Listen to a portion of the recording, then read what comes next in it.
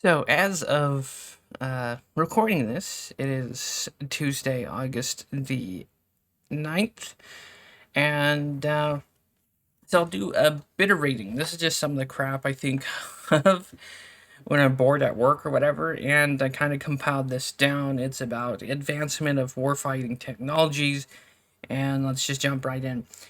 Technological supremacy is only temporary. The more weapons advance for the good guys, the more it does for the bad guys as well. Every great deterrent, from mustard gas to thermonuclear weapons, has a cascading effect. What one side does, the other countries or adversary does. And it just makes the adversary or enemies may just make a dangerous, more effective variant, or vice versa. The good guys do the same.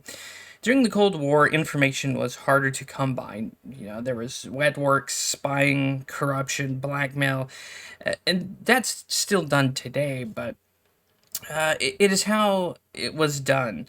But in the 21st century, corporate espionage and free-flowing information on the internet is how it's done. It's people leak stuff, hack, steal, and we're even going to get into a bit of that here. Stolen computers, phones, hell, even a virus can lead to massive breaches in information. There was this crazy guy called John McAfee, and he had even given laptops to politicians and diplomats that listened in and recorded sensitive information. And these were like people who worked at embassies. So he just gave these out, and the idiots, of course, used them without looking into the computers, and he was able to discover all this sensitive information. What I'm saying is the 21st century technology, it is easier to replicate, reverse engineer, and compromise. Let's take drone technology, for example. Drone technology has really been around since the 90s. It's been a pretty, good kept secret for some time. But now we're at the point where every nation has its own blend of weaponized drones. Even terror elements like ISIS, Hezbollah, and others use commercial drones in a weaponized capacities. You could put automated guns. We've seen the Free Syrian Army and other groups have like drone guns now, where where they can be behind cover and it's just remote controlled. Tanks or quadcopters dropping grenades and other improvised explosives on their enemies. Like you've even seen this in Ukraine. This has been a thing in the Middle East. Now it's in Ukraine, where they can just buy a commercial drone and have some kind of function where it just drops a grenade, and they're destroying tanks and killing Russian soldiers this way. It's scary how quickly even commercial drones are being utilized. Technology is offensive and defensive. Order, disorder, west and east. No matter the intention, it could spell doom. Like the old saying, the road to hell is paved with good intentions. What I'm trying to suggest is how far is too far? How far will humanity take this technological warfare? Will and has greed led to a downward spiral? What's next? Combat androids, armed unmanned bipedal quadrupeds. The future is right around the corner, ladies and gentlemen, and it comes with great advancements, setbacks, and great nightmares. So, more importantly, at what point do we progress unmanned weapons to the point where human rights and constitutions are just suggestions? So, we've already gotten there. If you didn't hear the news, there was some humanitarian aid worker that got drone striked in Afghanistan. And there is no legal process. The deep state, the CIA, there is no legal, checksums. It doesn't go before a judge. It doesn't go through like a jury of 12. They just fly these drones out there. If someone's doing suspicious, then you're yeeted off this world with a Hellfire missile or one of these other missiles that they have that has blades on it. So that way it only kills the people inside the vehicle. So with this technology, my question is, how long is it? It already is falling into the wrong hands. But technology is going to progress to the point where even the bad guys will have access to some pretty horrendous, scary shit. And that's why, I don't know. It's a scary thing to think about. It definitely is absolutely terrifying.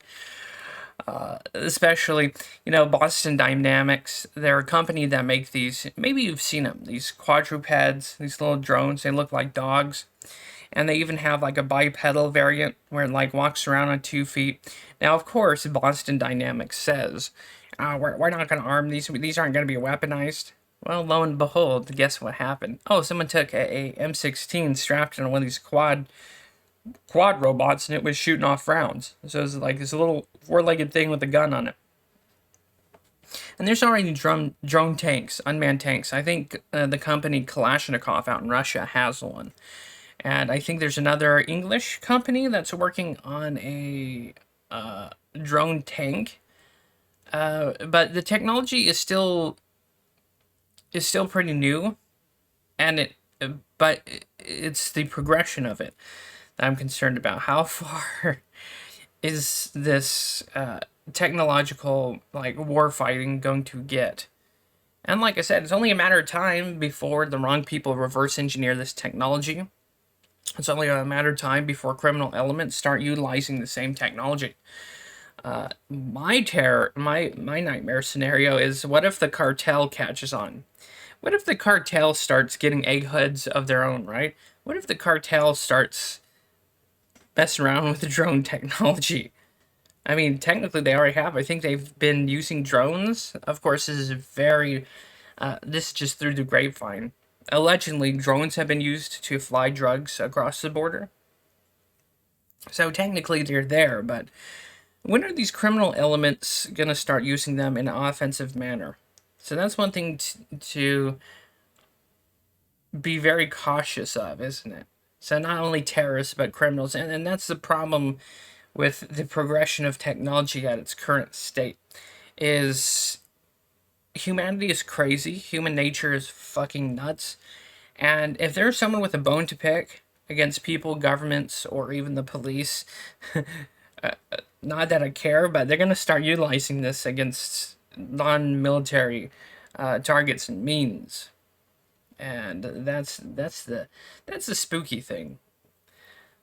But who really knows? Who can really see the future? But that's just an interesting, what I thought was an interesting podcast. Something to make you think. It wasn't meant to be a black pill or anything, but yeah, it's just something to think about. And there's almost no disregard for human rights with these weapons, especially with drone strikes.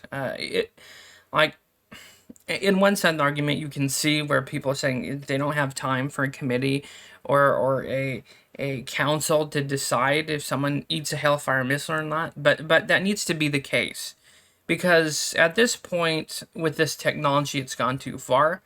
The CIA and other groups have taken this technology and they're using it to violate human rights, constitutions, human dignities, and although most of these targets that they do take out are terrorist trash that need to go, there are civilians and there is collateral damage with these weapons. And I don't know if the world will ever hold these crimes accountable. Probably not. But it's a dark, interesting, scary world we're advancing into with this technology. But then again, that's just something to think about. Probably won't happen, I'm hoping. And I will end this podcast here. Oh, and by the way, oh no, I forgot to turn on the background music. I had this epic idea to have, background music going, but since the stream's already over, there is a link to the background music playlist that I will use in further podcasts or whatever if you're curious. I'll be pinned in the comments or in the description, and I will see you guys next time. Take it easy, God bless, stay happy, stay healthy, and yeah, thanks for listening, thanks for watching, see you next time.